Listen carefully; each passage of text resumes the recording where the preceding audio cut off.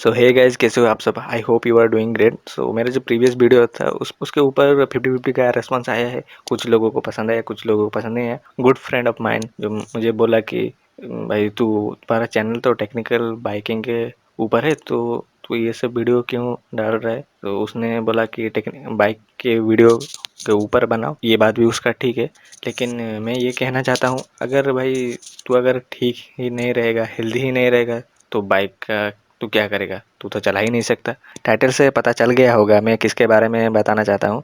Riding gears. Why we should wear our riding gears. Riding gears मतलब सर से लेके पैरों तक पूरा प्रोटेक्टिव गियर्स पहनना। तो सिर्फ हेलमेट ही काफ़ी नहीं है। क्यों? क्योंकि सिर्फ हेलमेट आपके सर बचाता है। A good quality of helmet ही आपको बचा सकता है। इसके बारे में मैं आगे भी बताऊंगा। चलो स्टार्ट करते हैं। तो पहला जो क्वेश्चन आता है वो है, हम क्यों राइडिंग गियर्स पहने? Why should we wear a riding gear? ये ना सिर्फ आपको क्रैश से बचाता है, बल्कि आपको sun, rain, dust, noise, wind blast सब मिलाकर बोल रहा हूँ। नॉट ओनली सिर्फ मैं जैकेट को लेके बोल रहा हूँ, सब सर से लेके पाँव तक टोटल चीज़ का मैं बता रहा हूँ। जब आप गिरोगे तो पहला इम्पैक्ट लगेगा आपके राइडिंग गियर के ऊपर, ना कि डायरेक्ट आपके जॉइंट होते हैं। पहला तो इम्पैक्ट तो ये सब प्रोटेक्टिंग गियर्स पे लगेगा। जो लोग सोचते हैं कि ये सिर्फ फैशन के लिए है, नहीं, ये फैशन के लिए नहीं है।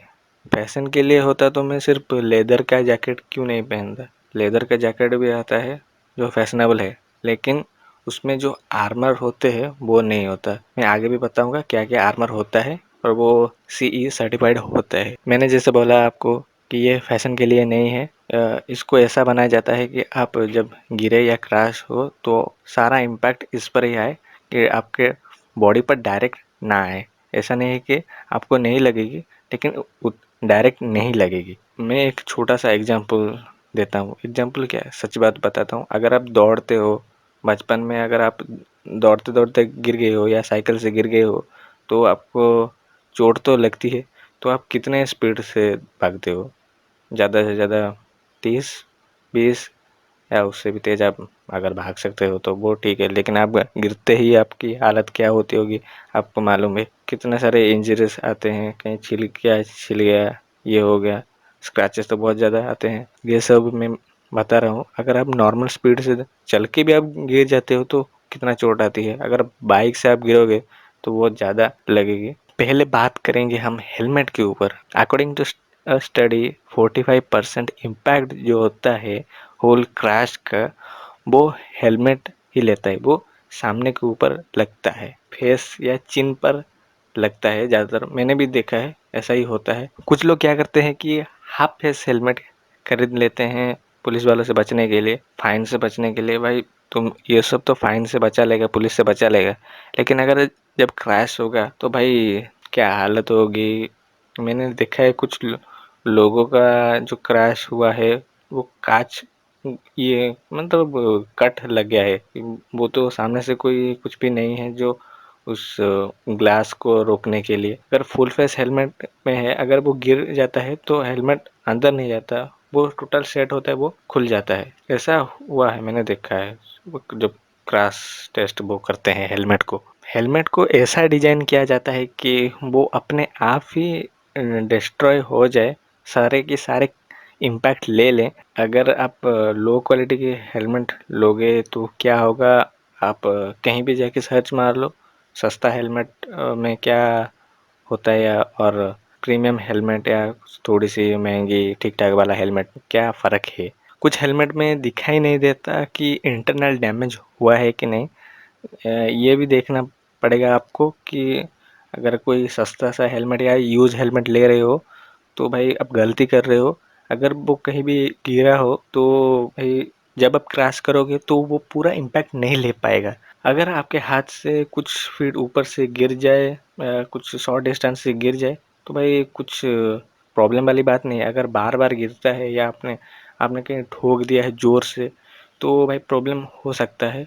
ये जो हेलमेट का ड्यूरेशन होता है। हेलमेट को सिर्फ एक बार क्रैश होने के लिए ही माना जाता है, बार बार के लिए नहीं। हेलमेट अगर एक बार गिर गया तो भाई उसको चेंज करना ही बेहतर होता है। हेलमेट अगर कहीं पे अगर ठोक देते हो या कोई बच्चा अगर हेलमेट को ऐसे ही ठोक रहा है, वो दीवार पे मार रहा है, तो भाई उसके मारने मत देना, क्योंकि हेलमेट वो कमज़ोर हो जाता है। और हेलमेट का जो क्या बोलते हैं लाइफ है वो 5 साल होता है मैन्युफैक्चरिंग के अनुसार। कैसा हेलमेट आप चूज करोगे अपने सर के साइज एंड शेप की, क्योंकि सबका यूनिक होता है साइज एंड शेप, तो आपको खुद जाके चूज करना पड़ेगा। ऑनलाइन मंगा दिया, अगर फिट नहीं हुआ, अगर लूज रहा, तो ये ज़्यादातर लोग क्या करते हैं, और मैंने भी सुना है कि वो क्या करते हैं, जो those who are selling the helmet, उनसे भी मैंने सुना है, वो बोलते हैं कि भाई उन लोगों को जो खरीदने आते हैं वो बोलते हैं कि भाई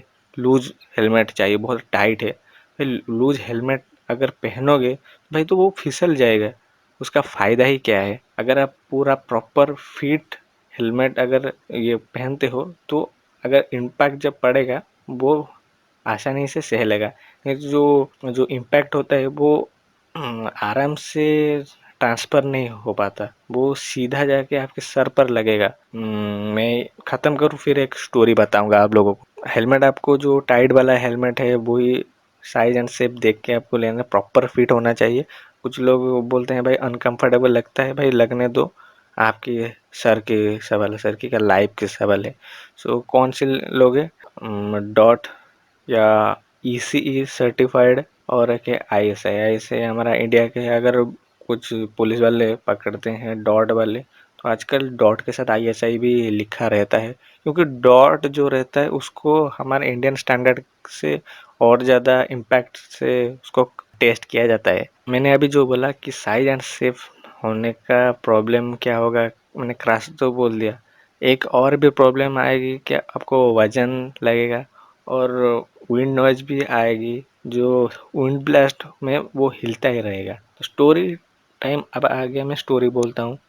हेलमेट जो नहीं पहनते प्रॉब्लम क्या होता है, सो भैया का एक क्रैश हुआ था जिसमें उनके सर पर भी चोट आई थी।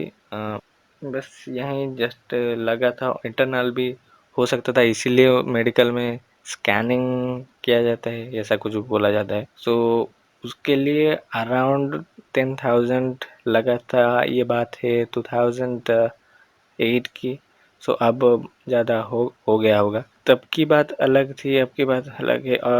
फॉर्चुनेटली कुछ नहीं हुआ, उतना ज़्यादा कुछ नहीं हुआ, सब ठीक था। सो उनका भी एक और भी एक एग्जांपल है, वो भी दूंगा आगे। सो ये था हेलमेट की बात।